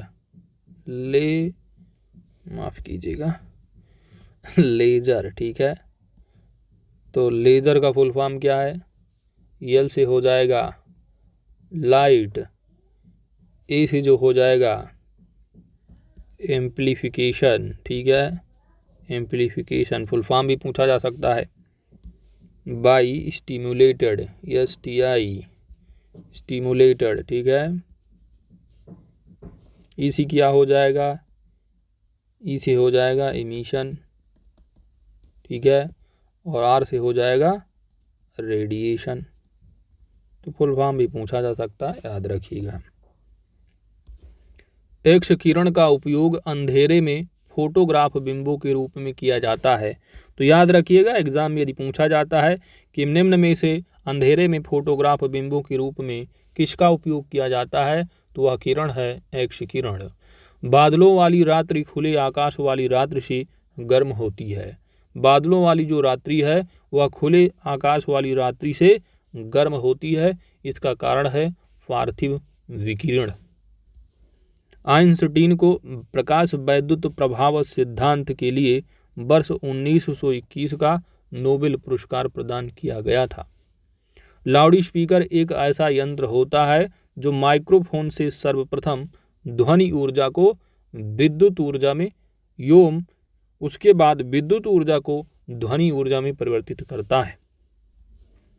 मुक्त दोलन करती हुई कोई वस्तु जब किसी समान कला में दोलन करती हुई वस्तु या व्यवस्था के संपर्क में आती है तो वह उसका जो आयाम है बहुत बढ़ जाता है, और यह जो परिघटना है वह अनुनाद कहलाती है। एकॉस्टिक्स सभी प्रकार की यांत्रिक तरंगों का अध्ययन है। लेजर या प्रकाश के अन्य सुसंगत स्रोतों से दो प्रकाश बीम के व्यतिकरण से बने त्रिविमीय बिंब को होलोग्राफी कहा जाता है। लेंस के पीछे आंख के भाग में वाइट्रियस ह्यूमर भरा रहता है। पूर्ण आंतरिक परावर्तन एक प्रकाशीय घटना है जिसमें प्रकाश की किरण किसी माध्यम के तल पर ऐसे कोण पर आपतित होती है कि उसका परावर्तन उसी माध्यम में हो जाता है। धूप के चश्मे की शक्ति शून्य होती है क्योंकि चश्मे के दोनों सतहों की जो वक्रता त्रिज्या है वह समान होती है। आंखों की वर्ण दृष्टिकोण शंकु की जो उपस्थिति है से प्रभावित होती है। तो याद रखिएगा, आंखों की जो वर्ण है वह दृष्टिकोण यानी शंकु की उपस्थिति से क्या है, प्रभावित होती है। यदि हम समतल दर्पण की ओर 10 सेंटीमीटर पर सेकंड की गति से चलते हैं तो हमारा जो प्रतिबिंब है वह दुगुना होगा। ठीक है, दुगुना गति से बढ़ता है यानी 20 सेंटीमीटर पर सेकंड से बढ़ेगा। सूर्य का प्रकाश जब किसी प्रिज्म से गुजरता है तब अपवर्तन के कारण प्रिज्म के आधार की ओर झुकने के साथ साथ विभिन्न रंगों के प्रकाश में बट जाता है। इस प्रकार प्राप्त रंगों के समूह को वर्णक्रम कहते हैं तथा प्रकाश के विभिन्न रंगों में विभक्त होने की प्रक्रिया को प्रकाश का वर्ण विक्षेपण कहते हैं। भारत में घरों में प्रयुक्त प्रत्यावर्ती धारा की जो आवृत्ति है वह कितनी हर्ट्ज होती है, तो 50। संस्पर्श, ठीक है, संस्पर्श लेशों का पॉलीविनाइल क्लोराइड से बनाया जाता है। तो याद रखिएगा, ये जो लेशों हैं इनको किसको बनाया जाता है, पॉलीविनाइल क्लोराइड से बनाया जाता है संस्पर्श लेशों को। प्रकाश की जो तरंग दैर्ध्य है उसके रंगों को निर्धारित करती है। प्रकाश की तरंग दैर्ध्य उसके रंगों को निर्धारित करती है। आवृत्ति के कारण प्रकाश कई रंगों में विभक्त होता है। तो प्रकाश का विभक्त होना कई रंगों में कारण क्या है, उसकी आवृत्ति प्रकाश की। आयनों के रजतन के लिए सिल्वर नाइट्रेट प्रयुक्त होता है। किसी गैस में उत्पन्न ध्वनि तरंग सदैव अनुदैर्ध्य होती है। लाल कमल का फूल हरे प्रकाश में देखने पर काला दिखाई देगा। प्रकाश संश्लेषण में प्रकाश की नीली तरंग दैर्ध्य सर्वाधिक प्रभावशाली होती है। एक सरल दूरदर्शी को 2 उत्तल लेंसों से बनाया जाता है। 2 उत्तल लेंसों से। ईंट में ध्वनि की तीव्रता अधिक होती है। ईंट में ध्वनि की तीव्रता अधिक होती है क्योंकि ध्वनि की तीव्रता घनत्व पर निर्भर करती है। युद्धक विमान अधिक ऊंचाइयों पर उड़ते हैं क्योंकि जो रडार है, रडार संचूलन से क्या है, बचाव हेतु आवश्यक होता है। किससे, रडार संसूचन से बचाव हेतु। ध्वनि विद्युत चुंबकीय प्रभाव भी उत्पन्न नहीं करती है। एक संयुक्त सूक्ष्मदर्शी में अभिदृश्यक एवं नेत्रिका की आवर्धन क्षमताएं क्रमशः m1 एवं m2 हैं। तो सूक्ष्मदर्शी की आवर्धन जो क्षमता होगी वह m1 इंटू m2 होगी। नेक्स्ट है 3000 एंगस्ट्रॉम तरंग दैर्ध्य के प्रकाश तरंग की जो आवृत्ति होगी वह कितने बराबर होगी, तो याद रखिएगा 1 × 10⁻15 हर्ट्ज होगी। ठीक है, प्रकाश के कणिका सिद्धांत का प्रतिपादन न्यूटन ने किया था। प्रकाश के कणिका सिद्धांत का प्रतिपादन किसने, न्यूटन ने किया था। ध्वनि का जो वेग है वह सबसे ज़्यादा इस्पात में होता है क्योंकि सबसे ठोस होगा तो सबसे ठोस होगा तो वेग भी अधिक होगा। एक तरंग की आवृत्ति 120 हर्ट्ज, यदि तरंग की चाल 480 मीटर पर सेकंड हो तो उसकी जो तरंग दैर्ध्य होगी वह 4 मीटर होगी। फार्मूला है। एक आदमी जो 10 मीटर से अधिक दूरी की वस्तु स्पष्ट नहीं देख पाता है तो वह मायोपिया दृष्टि दोष से पीड़ित होता है। तो मायोपिया दृष्टि दोषों का जो डिस्टेंस है कितना है, यदि 10 मीटर से अधिक दूरी नहीं स्पष्ट देख पा रहा है तो। प्रकाश की गति की तुलना में रेडियो तरंग की जो गति है वह एक समान होती है। एक आवर्धक लेंस में एक सरल उत्तल लेंस होता है। दो समतल दर्पण एक दूसरे के 90 डिग्री के कोण पर झुके हुए हैं तो दर्पणों में बनने वाले प्रतिबिंबों की जो संख्या होगी वह कितनी होगी? 3 होगी।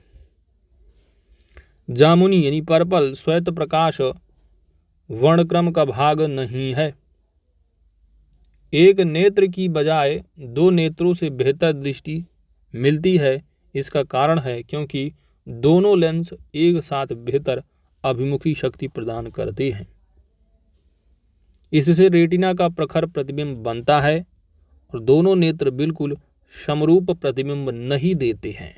दोनों नेत्र बिल्कुल समरूप प्रतिबिंब नहीं देते हैं। यो मस्तिष्क में इन दोनों असमरूप प्रतिबिंब का संयोजन 3 आयामी या त्रिबिंब दृष्टि प्रदान करता है तथा दोनों नेत्र मस्तिष्क में स्नायुओं द्वारा संयोजित रहते हैं। यतयो मस्तिष्क में तेजी से संदेश का संचरण करते हैं। जब प्रकाश का लेंस में प्रसार होता है तो अवतल लेंस उसका अभिसरण करता है। पेरिस्कोप की कार्यप्रणाली केवल परावर्तन सिद्धांत पर कार्य करती है। सामान्यतः वार्तालाप की ऊंची आवाज तकरीबन 60 डेसिबल होती है। अपारदर्शी वस्तु का रंग परावर्तन के कारण दिखाई देता है। प्रकाश पथ को प्रकाश का संचरण कहते हैं। समतल दर्पण की नाभिकीय लंबाई अनंत होती है। 2 वस्तुओं के मध्य ध्वनि की प्रतिध्वनि सुनाई पड़ने हेतु अल्पतम जो दूरी है वह न्यूनतम दूरी 17.2 मीटर होनी चाहिए। किसी नवयुवक की सामान्य दृष्टि के लिए स्पष्ट दृष्टि की जो अल्पतम दूरी है लगभग 25 सेंटीमीटर है। अल्ट्रासाउंड से संबंधित आवृत्तियों का जो परास होता है वह परास कितना होता है? 20 किलोहर्ट्ज से लेकर के 20,000 हर्ट्ज से ऊपर होता है। मानव नेत्र की कार्यप्रणाली कैमरे के समरूप होती है। जब 2 समतल दर्पण परस्पर 60 डिग्री के कोण पर रखे जाते हैं तो 5 प्रतिबिंब बनते हैं। रात्रि में देखने के यंत्र में अवरक्त तरंग का उपयोग किया जाता है। हमारी आँखों का रंग परितारिका यानी जो आइरिश में मेलानिन की मात्रा पर आधारित है। पानी में हवाई बुलबुले पूर्ण आंतरिक परावर्तन के कारण चमकते हैं। विद्युत एवं चुंबकत्व वोल्ट मापी द्वारा विभवांतर मापा जाता है। ट्रांसफार्मर अन्योन प्रेरण के सिद्धांत पर कार्य करने वाला एक यंत्र है। जिन पदार्थों से होकर विद्युत धारा प्रवाहित नहीं होती है उन्हें विद्युत रोधी कहते हैं, जैसे कि लाख, शीशा, एबोनाइट, काष्ठ, रबर, अभ्रक, सल्फर, शुष्क हवा, सिल्क हवा आदि। माफ कीजिएगा, सिल्क, ठीक है। किसी चालक तार का प्रतिरोध तापमान बढ़ने के साथ साथ क्या है? बढ़ता है। धातुएं अच्छी चालक होती हैं क्योंकि उनमें मुक्त इलेक्ट्रॉन होते हैं। विद्युत रूप से परमाणु उदासीन है। विद्युत जनित्र यानी जो जनरेटर है वह यांत्रिक ऊर्जा को विद्युत ऊर्जा में परिवर्तित करता है और बिजली उत्पन्न करता है। विद्युत बैटरी का आविष्कार इटालियन वैज्ञानिक एलेसेंड्रो वोल्टा ने किया था। एक विद्युत द्विध्रुव को किसी गोले के केंद्र पर रखने पर गोले की सतह से गुजरने वाली फ्लक्स अनंत होगी। एक विद्युत घंटी किसी बेलजार के भीतर रखी गई है जिसे एक निर्वात पंप से जोड़ा गया है। जब बेलजार पूर्ण रूप से निर्वातित हो जाता है तब कोई ध्वनि नहीं सुनाई जा सकती है। पानी विद्युत का खराब सुचालक है। पानी क्या है? विद्युत का खराब सुचालक है। करंट तो आता है पानी में, लेकिन क्या खराब सुचालक है। लवण जल, साल्ट जो वाटर है वह विद्युत का बेहतर सुचालक है। एल्यूमीनियम की चालकता के कारण इसका उपयोग उच्च वोल्टता संचारण में किया जाता है। सुपरकंडक्टर की चालकता अनंत होती है। तड़ित चालक तांबे के बनाए जाते हैं। आवेशित कण चुंबकीय क्षेत्र से होकर अपनी दिशा के लंब में चलता है, तब कण की गति अपवर्तित रहती है, यानी अपरिवर्तित रहती है। ठीक है।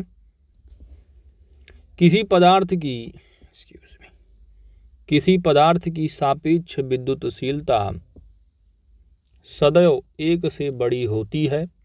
चुंबकीय क्षेत्र में गतिमान होने पर न्यूट्रॉन विक्षेपित नहीं होता है, क्योंकि न्यूट्रॉन विद्युत उदासीन है। वैद्युत उपकरणों पर केवल तभी कार्य करना चाहिए जब वह उचित रूप से भू संपर्कित हो, क्योंकि जब वैद्युत लघु पतन होता है तब उपभोक्ता को बिना कोई नुकसान पहुंचाए विद्युत धारा भूमि में प्रवेश कर जाती है। इलेक्ट्रॉनों को कक्षा में बांधे रखने वाले बल को स्थिर वैद्युत बल कहते हैं। पृथ्वी एक चुंबक की तरह व्यवहार करती है, जिसका उत्तरी ध्रुव तथा दक्षिणी ध्रुव होता है।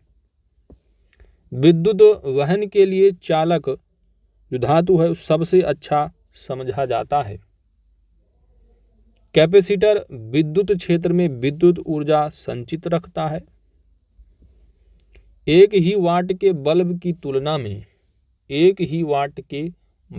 तुलना में ट्यूबलाइट की रोशनी शीतल महसूस होती है, क्योंकि ट्यूबलाइट कम बिजली की खपत करता है। आगत सौर विकिरण विद्युत चुंबकीय तरंगों के रूप में प्राप्त होता है। सामान्यतः फेज तार के साथ स्विच को संयोजित किया जाता है। मरकरी बैटरी प्राथमिक बैटरी है। एक ऊष्मीय कुंडली नियत काल से बर्फ को पिघलाती है। धनात्मक आवेश वाले कण अचानक पृथ्वी की ओर गति करना प्रारंभ करते हैं।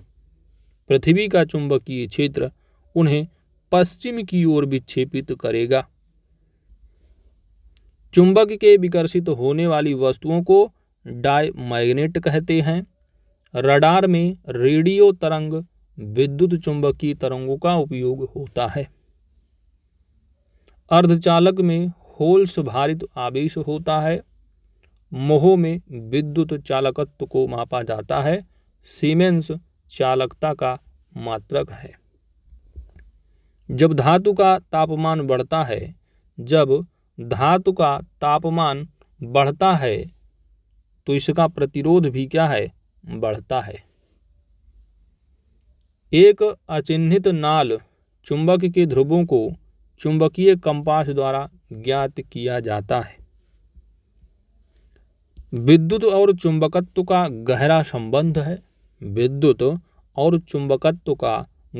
संबंध है।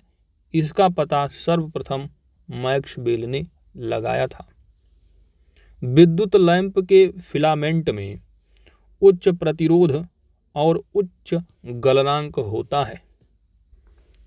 2 तार एक ही वस्तु और लंबाई के हैं और एक ही त्रिज्या दूसरी की दोगुनी है। 2 तार हैं, एक ही वस्तु और लंबाई के हैं। 2 तार हैं, एक ही वस्तु और एक ही लंबाई के हैं, लेकिन क्या है, एक की जो त्रिज्या है वो दूसरी की वस्तु की त्रिज्या क्या है, 2 गुनी है। तो उनका जो प्रतिरोध का अनुपात होगा वह 1:4 होगा। बिजली के एक चालक में इलेक्ट्रॉन बिंदु ए से बिंदु V की ओर बढ़ते हैं तो विद्युत धारा की जो दिशा होगी वह उल्टी होगी। ए से भी जो इलेक्ट्रॉन है वह बिंदु ए से, इलेक्ट्रॉन क्या है, बिंदु ए से जो है वो B की ओर बढ़ते हैं, तो जो विद्युत धारा का प्रवाह होगा दिशा जो होगी वो क्या होगी, B से A की ओर। एक चुंबकीय कंपास को उत्तरी ध्रुव पर ले जाया जाए तो यह जो दिशा उत्तर की दिशा ओर इंगित करेगा। ठीक है, तो साउथ पोल नॉर्थ पोल होते हैं कंपास में। तांबे की एक छल्ले पर चुंबकीय क्षेत्र उत्पन्न होगा यदि छल्ले को एक शक्तिशाली चुंबक के नजदीक लाया जाए। अस्थायी चुंबक बनाने के लिए निकेल का उपयोग किया जाता है। किसका? निकेल का। विद्युतीय क्षेत्र में एसी और डीसी का जो तात्पर्य है, एसी का मतलब है अल्टरनेटिंग करंट है, जबकि डीसी क्या है? डायरेक्ट करंट है। तो जो बैटरी वाले करंट होगा, बैटरी वगैरह के जो करंट होते हैं वोल्ट अगर हम, ठीक है, तो आपकी जनरली क्या है? वो डायरेक्ट ही होते हैं, और जो बिजली वाला है वो एसी होगा, अल्टरनेटिंग करंट। अगला टॉपिक है ऊष्मा विकिरण। तो अपने क्वथनांक पर जब एक तरल पदार्थ गैस में परिवर्तित होता है तब उसके अणुओं की औसत जो गतिज ऊर्जा है उसमें वृद्धि होती है। ऊष्मा का उत्तम अवशोषक उत्तम उत्सर्जक भी होता है। ऊष्मा विकिरण प्रक्रिया से सर्वाधिक तीव्र गति से स्थानांतरित होती है। ऊष्मा का संचरण 3 विधियों द्वारा होता है: चालन, संवहन और विकिरण। सुबह का सूरज इतना गर्म नहीं होता जितना दोपहर का, क्योंकि सुबह के समय सूरज की किरणों को अंतरिक्ष में अधिक दूरी तय करनी पड़ती है। किसी पिंड का ताप 1 डिग्री सेंटीग्रेड बढ़ाने के लिए आवश्यक ऊष्मा विशिष्ट ऊष्मा कहलाती है। घड़ी की चाबी भरने के बाद उसमें यांत्रिक ऊर्जा भंडारित हो जाती है। हवा का जो वाष्प घनत्व है वह 14.4 होता है। धरती से प्राप्त ऊष्मा ऊर्जा को भू ऊष्मीय ऊर्जा कहते हैं। संवहन से ट्रांसमिशन संप्रेषित करने का कार्य या प्रक्रिया तथा एक क्षेत्र से दूसरे क्षेत्र में करंट संचरण द्वारा गैस का द्रव्य में ऊष्मा अंतरण तथा वायुमंडल में तीव्र गति से ऊष्मा या अन्य वायुमंडलीय गुणकों का अंतरण विशेषकर ऊर्ध्वगामी निर्देशित गति द्वारा होता है। सर्दी के मौसम में ठंड लगने पर कंपने का जो कारण प्रतिपादन ताप गतिकी के द्वितीय नियम द्वारा किया जाता है। धातु से बने चाय के बर्तनों में लकड़ी के हैंडल लगे होते हैं क्योंकि लकड़ी ऊष्मा का रोधक है। 1 ग्राम पानी के तापमान को 1 सेंटीग्रेड बढ़ाने के लिए 1 कैलोरी ऊष्मा की जरूरत होती है। जब किसी इस्पात के राड को गर्म किया जाता है तो यह भारी हो जाएगा। इंजन तो ट्रांजिस्टर 2 डायोडों का एक संयोजन होता है। निम्न तापकारी इंजन का उपयोग अंतरिक्ष शटल में किया जाता है। नेक्स्ट टॉपिक है नाभिकीय भौतिकी। तो डाल्टन ने परमाणु की संरचना का प्रतिपादन किया। हाइड्रोजन बम, न्यूक्लियर फ्यूजन दर्ज नाभिकीय संलयन के सिद्धांत पर बनाया जाता है। तो किस सिद्धांत पर? हाइड्रोजन बम, नाभिकीय संलयन। सूर्य की असीमित ऊर्जा का जो स्रोत है वह नाभिकीय संलयन होता है। अक्सर एग्जाम में पूछा जाता है, ठीक है, तो याद रखिएगा यह तथ्य जरूर। जब किसी भारी नाभिक के टूटने से 2 छोटे नाभिक बनते हैं तो विशाल मात्रा में ऊर्जा उत्सर्जित होती है और इस क्रिया को नाभिकीय विखंडन कहते हैं। परमाणु के नाभिक का आकार 10⁻15 मीटर कोटि का होता है। चुंबकीय कंपास हमेशा उत्तर दक्षिण दिशा की ओर इंगित करता है। ठीक है, जो कंपास होता है क्या होता है? वो हर वक्त जो है साउथ और नॉर्थ पोल को ही इंगित करता है। स्थान परिवर्तन के साथ इसकी सटीकता बदलती है तथा चुंबकीय क्षेत्र की शक्ति पता लगाने के लिए इसका उपयोग किया जाता है। एनरिको फर्मी ने नियंत्रित नाभिकीय विखंडन अभिक्रिया की अवधारणा सर्वप्रथम प्रस्तुत की थी। रेडियोधर्मी तत्व से प्रोटॉन उत्सर्जित नहीं होते हैं। रेडियोधर्मी तत्व से प्रोटॉन उत्सर्जित नहीं होती हैं। रेडियोधर्मी तत्वों से उत्सर्जित होने वाले अल्फा कण वास्तव में हीलियम नाभिक ही हैं। गामा किरणें जो होती हैं इनके भेदन जो क्षमता है वह सबसे अधिक होती है।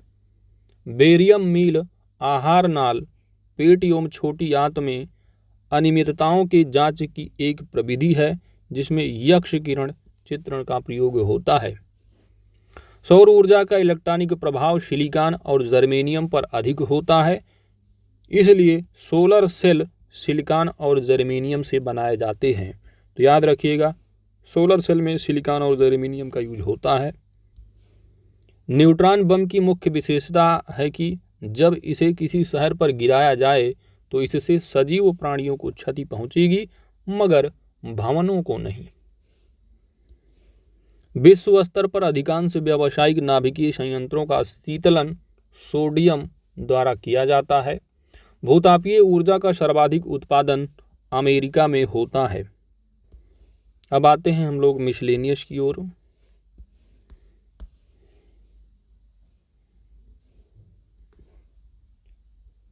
विविध, ठीक है, तो विद्युत और चुंबकत्व का गहरा संबंध होता है और इसका जो पता है सर्वप्रथम मैक्सवेल ने लगाया था। विद्युत और चुंबकत्व का गहरा संबंध। विद्युत ऊर्जा का प्राकृतिक स्रोत नहीं है जबकि लकड़ी, कोयला एवं सूर्य ऊर्जा के प्राकृतिक स्रोत हैं। रमन प्रभाव की खोज के लिए वर्ष 1930 का भौतिकी का नोबेल पुरस्कार सर चंद्रशेखर वेंकट रमन को प्रदान किया गया था। इस प्रभाव की खोज तिथि 28 फरवरी को राष्ट्रीय विज्ञान दिवस के रूप में इसलिए मनाया जाता है। रेडियो कार्बन कार्बन 14 का प्रयोग किसी पदार्थ की आयु के निर्धारण में करने में किया जाता है। 1614 ईस्वी में जॉन नेपियर ने लघुगणक की संकल्पना की थी। ऑक्सीजन की खोज 1774 ईस्वी में जोसेफ प्रीस्टले ने की थी। मानव निर्मित प्रथम उपग्रह कौन सा है? तो स्पुतनिक 1 था। प्रथम अंतरिक्ष यात्री यूरी गागरिन हैं जो कि 12 अप्रैल 1961 को वोस्टोक स्पेस क्राफ्ट से अंतरिक्ष में गए और अंतरिक्ष में 1 घंटा 48 मिनट तक रहे हैं। जापान पर प्रथम परमाणु बम वर्ष 1945 में गिराया गया था। प्रथम भारतीय अंतरिक्ष यात्री कौन थे? राकेश शर्मा। चांद पर आदमी को ले जाने वाला एक स्पेस शटल अपोलो 11 था। भारत द्वारा चंद्रमा पर भेजे गए पहले व दूसरे यान का नाम, पहले यान का नाम है चंद्रयान 1 और दूसरा रहा है चंद्रयान 2। फुटबॉल प्रत्यास्थता गुण के कारण जमीन पर गिरकर उछलती है। अल्ट्रा माइक्रोस्कोप हेनरी सिडेंटोफ तथा रिचर्ड एडोल्फ सिगामोंडी ने विकसित किया था। किसी भू स्थिर उपग्रह की परिक्रमण अवधि 24 घंटे होती है। गरुड़ भारत और फ्रांस द्वारा संचालित एक द्विपक्षीय हवाई अभ्यास है। ध्वनि प्रदूषण एक गैर सामग्री प्रदूषण होता है।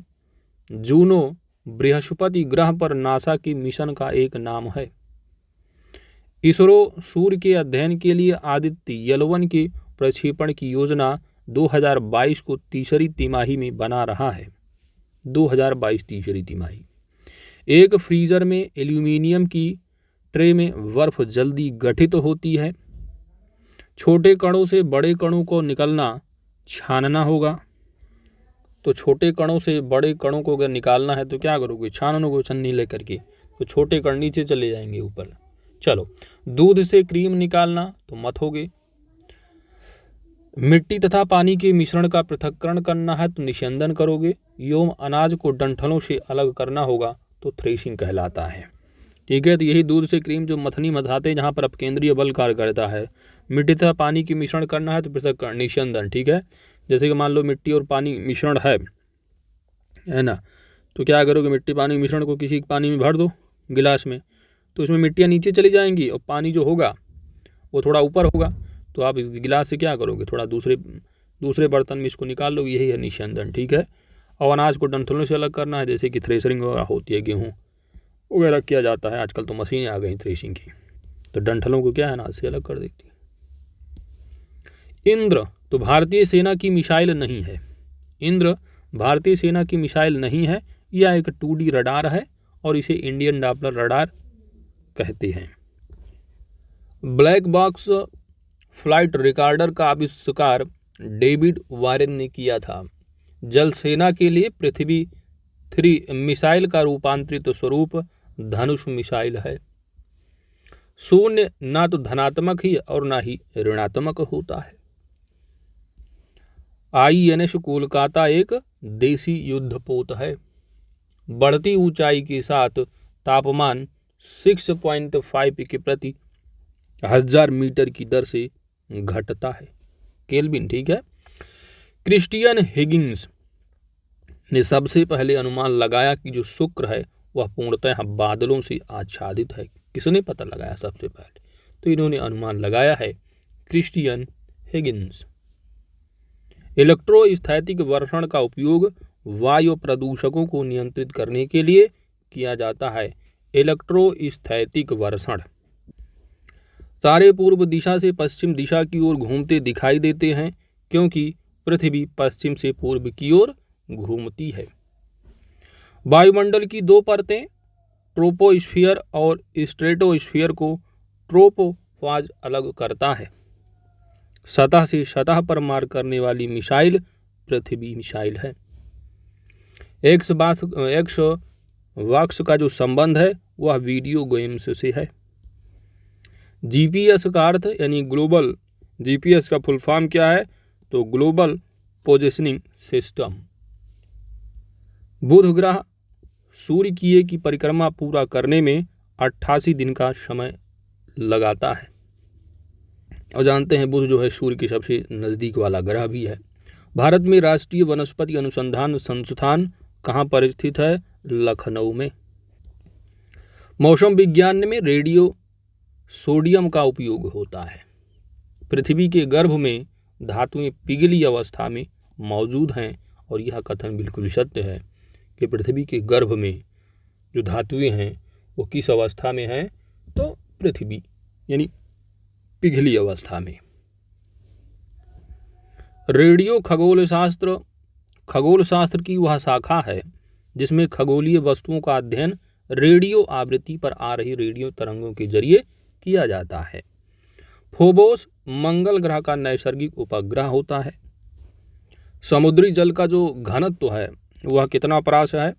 तो समुद्री जल का घनत्व 1.020 से लेकर के 1.029।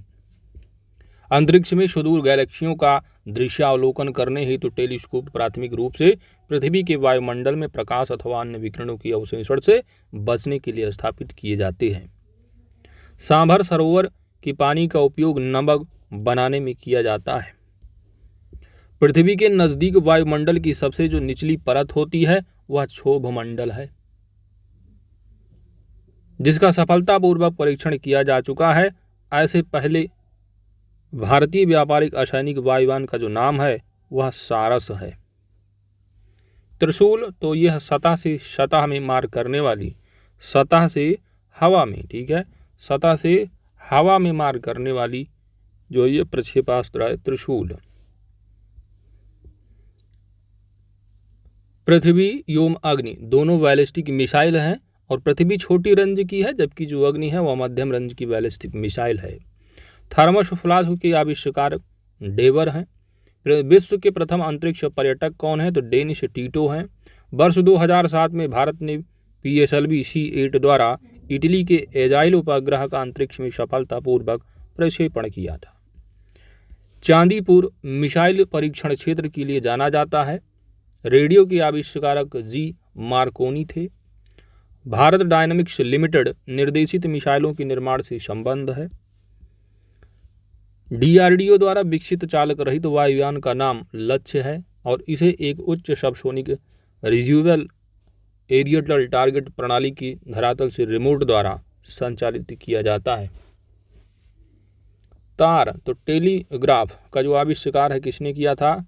FFB मोर्स ने। हीटर के तार दैट इज नाइक्रोम के बने होते हैं। तो हीटर के जो तार हैं किसके बने होते हैं? नाइक्रोम।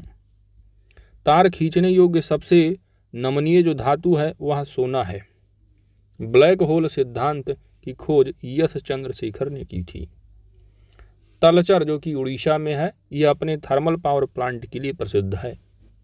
भारत से पहले 5 देशों ने परमाणु बम का विस्फोट किया था। धातु के आघातवर्धता गुण के कारण उसकी पतली चादर बनाई जा सकती है। अंतरिक्ष में सबसे पहले कोई यान भेजने वाला देश है, वह है यूएसएसआर। जल विद्युत शक्ति स्टेशन ऊष्मीय शक्ति स्टेशनों से अधिक पसंद किए जाते हैं क्योंकि वे प्रदूषक उत्पन्न नहीं करते हैं। लियोनार्डो दा विंसी एक प्रतिभाशाली वैज्ञानिक, इंजीनियर, गणितज्ञ, विद्वान, कलाकार, मूर्तिकार, संगीतज्ञ और महान लेखक थे। परिकलन मशीन का आविष्कार ब्लाइस पास्कल ने किया था, दैट इज कैलकुलेटिंग का। किसने? ब्लाइस पास्कल ने। ब्यूफोर्ट मापक्रम हवा की गति को मापने के लिए प्रयुक्त होता है। जब सूर्य एवं चंद्रमा के बीच में पृथ्वी आ जाती है, जब सूर्य एवं चंद्रमा के बीच में पृथ्वी आ जाती है तो पृथ्वी की छाया चंद्रमा पर पड़ती है और इसी को चंद्र ग्रहण कहते हैं। कृष्ण छिद्र अंतरिक्ष में एक ऐसा पिंड है जो किसी विकिरण को अपने में से निकलने नहीं देता है और इसका कारण है अतिउच्च घनत्व। इसका घनत्व जो है बहुत ज़्यादा है। यदि वायुमंडल ना होता तो दिन की जो अवधि है वह अपवर्तित रहती। पृथ्वी सूर्य से प्रचुरतम मात्रा में ऊर्जा अवरक्त तथा ताप ऊर्जा के रूप में प्राप्त करती है। अगला है एक्रोफोबिया। तो जिनको ऊंचाई से डर लगता है वो क्या है? एक्रोफोबिया होता है उनको। एंड्रोमेडा एक आकाश गंगा है। SETI that is search for extraterrestrial intelligence सुदूर तारों एवं आकाश गंगाओं में जीवन की तलाश के लिए समर्पित संगठन है। सुपरसोनिक एयरक्राफ्ट यनोयक्ष पदार्थों को समताप मंडल में प्रसारित करते हैं। किसमें? समताप मंडल में। आग पकड़ने वाले द्रव्यों को दाह कहा जाता है। हवा के 2 जत्थों के मिलने से बनती रेखा जो होती है फ्रंट कहलाती है। कुकर के हैंडल को पुनः चालन नहीं किया जा सकता है। थर्मोस्टेट एक ऐसा यंत्र होता है जो पानी वाले स्नान उपकरण या ओवन में स्थिर तापमान बनाए रखता है। क्रोनोमीटर एक समुद्र में जहाज की देशांतर रेखा का निर्धारण करने वाली घड़ी है क्रोनोमीटर। पीएसएलवी तो भारतीय अंतरिक्ष अनुसंधान संगठन इसरो का सर्वाधिक सफल उपग्रह प्रक्षेपण यान सिद्ध हुआ है पीएसएलवी। और पीएसएलवी का मतलब आप लोग जानते हो, इसका full form polar satellite launch vehicle. अगला है मारीचिका। मारीचिका ऊंचाई के साथ वायुमंडल के अपवर्तनांक में ह्रास का परिणाम है मारीचिका। तो ऊंचाई के साथ वायुमंडल के अपवर्तनांक में ह्रास का परिणाम क्या है? मारीचिका। स्लाइडिंग की तुलना में रोलिंग घर्षण कम होता है। विद्युत मोटर अल्टरनेटिव जो करंट वाले हैं, इनका जो आविष्कार है वह निकोला टेस्ला ने किया था। स्फिग्मो मैनोमीटर एक उपकरण है जिसे क्या है? रक्तदाब मापने के लिए, यानी जो ब्लड प्रेशर मापक पैमाना होता है, ठीक है, तो ये मापने का जो यंत्र है उसको क्या कहते हो? Sphygmo manometer. बोइंग कंपनी द्वारा विनिर्मित अत्यधिक आधुनिक लंबी दूरी तक उड़ने वाला जहाज जिसे हाल ही में एयर इंडिया के हवाले किया गया है वह ड्रीम लाइनर कहते हैं इसको, ड्रीम लाइनर। प्रथम स्वदेश निर्मित विमान वाहक पोत INS विक्रांत का निर्माण कोचीन शिपयार्ड लिमिटेड ने किया था। इनसैट 1A का वर्ष 1982 में प्रक्षेपण किया गया था। यदि एक आदमी पृथ्वी पर 4 फीट की कूद लगा सकता है तो वह चंद्रमा पर 24 फीट ऊंची कूद लगाएगा। कलन दैट इज कैलकुलस की खोज किसने की थी? न्यूटन ने। प्रकृति विज्ञान ब्रह्मांड का उद्भव और विकास को ब्रह्मांड विज्ञान कहते हैं। किसी पदार्थ की तार के रूप में तनने की जो योग्यता है वो डक्टिलिटी कहलाती है। विद्युत के द्वारा लगी हुई आग को रोकने हेतु कार्बन डाइऑक्साइड का प्रयोग किया जाता है। विद्युत के द्वारा लगी हुई आग को रोकने के लिए किसका? कार्बन डाइऑक्साइड का। जमीन पर लोहा के संकुचन का जो कारण है वह तांबा की अपेक्षा लोहा उत्तम संकुचन गुणयुक्त होता है। याद रखिएगा। आगे बढ़ते हैं। डीडीटी पेपर, प्लास्टिक, एल्यूमिनियम में से पेपर जैव अपघटनीय है। डीआरडीएल का अर्थ defence research and development laboratory है। पृथ्वी का गुरुत्वाकर्षणीय खिंचाव न्यूनतम एक्सोस्फीयर में होता है। ओटिस नाम लिफ्ट से संबंधित है। गिरते हुए जल से उत्पन्न बिजली को हाइड्रो इलेक्ट्रिसिटी कहा जाता है। गिरते हुए जल से जो बिजली उत्पन्न होती है hydro electricity. CFL, LED, halogen, neon, इन चारों का जो संबंध है वह लैंप से है। पवन ऊर्जा स्रोत पर्यावरण के अनुकूल हैं और इससे प्रदूषण नहीं बढ़ता है। बैरोमीटर में पारे का उपयोग किया जाता है क्योंकि यह शीशे की नली को नम नहीं करता है और यह आसानी से वाष्प नहीं बनता है तथा भारी तरल पदार्थ होने के कारण इसे छोटी लंबाई की नली की जरूरत पड़ती है। पेट्रोलियम अग्नि के लिए फोम टाइप के अग्नि निर्वापक का उपयोग किया जाता है। आकाशीय पिंडों का अध्ययन खगोल विज्ञान कहलाता है। एक ठंडी सॉफ्ट ड्रिंक की बोतल ढक्कन खोलते समय एक तराजू पर रखी हो तो भार क्या है? कम होगा। परमाणु अस्त्र ले जाने में सक्षम भारत की लंबी दूरी की मिसाइलों में एक अग्नि मिसाइल 3 भी है। पृथ्वी 24 घंटे में 360 डिग्री घूमती है और प्रत्येक 15 सेकंड में कितना? एक देशांतर 1 घंटा प्रदर्शित करता है। तो 15 अंश के देशांतर में 1 घंटा, ठीक है। 360 डिग्री 24 घंटों में घूमती है, यानी पृथ्वी जो है सूर्य के चारों ओर, ठीक है। इनसाइट पृथ्वी की परिक्रमा के लिए 88.8 मिनट लेता है और 6 परिक्रमण के लिए यह 532.8 मिनट का समय लेगा। कृत्रिम उपग्रह का प्रयोग टीवी प्रसारण, खनिज खोज, अंतरिक्ष अनुसंधान आदि सभी के लिए किया जाता है। GSLV, तो GSLV का फुल फॉर्म क्या है? जियो सिंक्रोनस सैटेलाइट लॉन्च व्हीकल है। सामान्य मनुष्य का जो तापमान है लगभग 36.9 डिग्री सेंटीग्रेड होता है। अगला है आधुनिक आणविक सिद्धांत का प्रतिपादन किसने किया था? तो जॉन डाल्टन ने। रडार का जो उपयोग है जहाजों, वायुयानों आदि को ढूंढने एवं मार्ग निर्देश करने के लिए किया जाता है रडार का उपयोग। अगला है प्रमुख कुछ उपकरण दे रखे हैं और उनकी आविष्कारक हैं और किस देश से संबंधित हैं। तो कंप्यूटर की खोज आविष्कारक जो माने जाते हैं वो चार्ल्स बेबेज हैं और ब्रिटेन से हैं। फाउंटेन पेन का आविष्कार ली वाटरमैन ने किया, अमेरिका के हैं।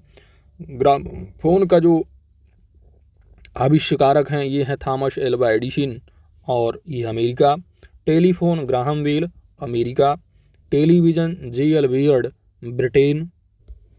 माइक्रोफोन ग्राहम बेल, तो ग्राहम बेल किसके रहे? टेलीफोन के भी रहे हैं, ठीक है। तो टेलीफोन माइक्रोफोन के आविष्कारक ग्राहम बेल अमेरिका से रहे। Cement Portland Joseph Aspdin, Britain से। ट्रांसफार्मर की माइकल फैराडे, ब्रिटेन। पेनिसिलिन की खोज अलेक्जेंडर फ्लेमिंग, ब्रिटेन। डायनमो की खोज माइकल फैराडे, ब्रिटेन। पाश्चुरीकरण लुई पाश्चर, ये फ्रांस से। रिवाल्वर की खोज सैमुअल कोल्ट, अमेरिका। स्कूटर की खोज G Bradshaw, Britain. Barometer Torricelli, Italy के हैं। साइकिल की खोज मैकमिलन, स्कॉटलैंड से। विद्युत बैटरी का आविष्कारक एबोल्टा हैं और यह इटली से रहे। डीजल इंजन यह रुडोल्फ डीजल ने किया था और जर्मनी से। रेडियो के आविष्कारक मार्कोनी हैं और यह इटली से हैं।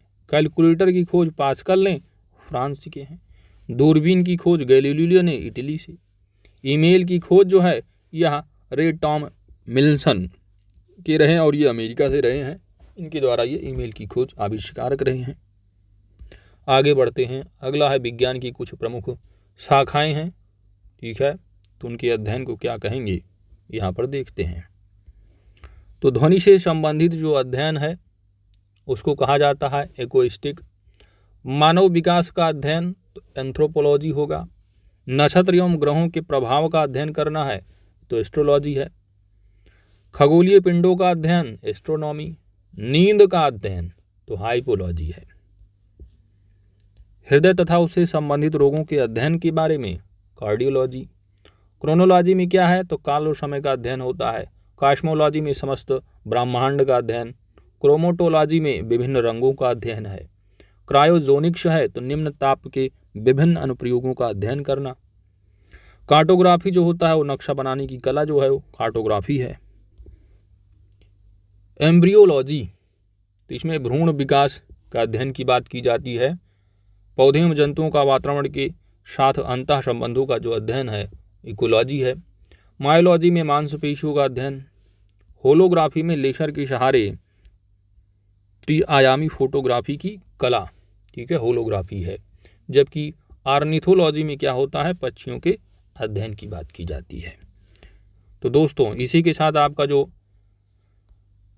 भौतिक विज्ञान का टू द पॉइंट नोट रहा वह कंप्लीट हो जाता है।